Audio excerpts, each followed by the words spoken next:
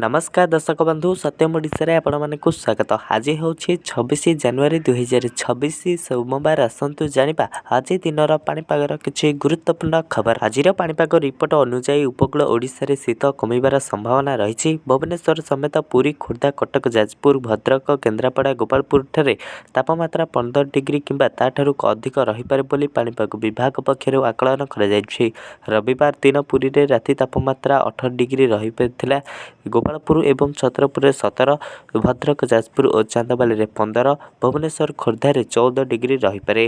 राज्य में शीत कमिबा सहित रातिर सर्वनिम्न तापमात्रा वृद्धि पाई। आगामी 4 दिन पर्यंत पागरे विशेष परिवर्तन हेबार संभावना नहीं।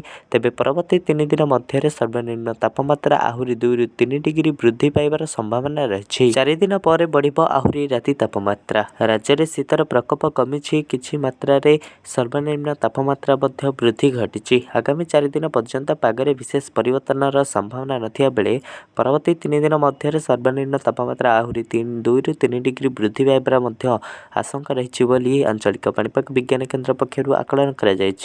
जनवरी 30 पर्यंत पाग शुखिला रही सूचना दी जाएगी। सेबरे आसंता 3 दिन अर्थात जनवरी 27 पर्यंत बालेश्वर, भद्रक, जाजपुर, केन्द्रापड़ा, कटक, जगतसिंहपुर, सुंदरगढ़, झारसुगुड़ा, अनुगुल, ढेंकानाल, कलाहांडी और कंधमाल जिलार विभिन्न स्थान में हालुकारू मध्यम धरणर कुहुड़ी परिलक्षित होगाकू नहीं पूर्वानुमान कर।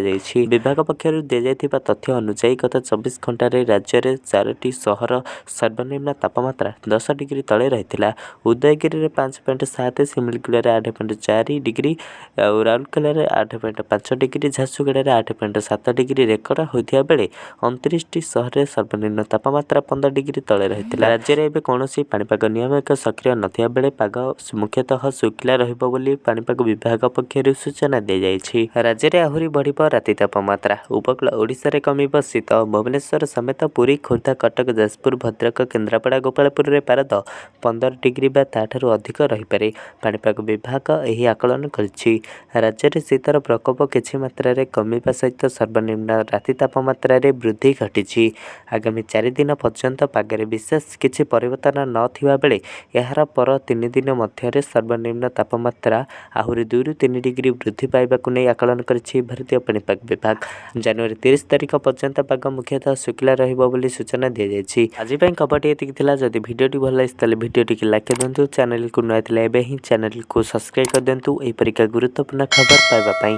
ब्यूरो रिपोर्ट सत्यम ओडिशा।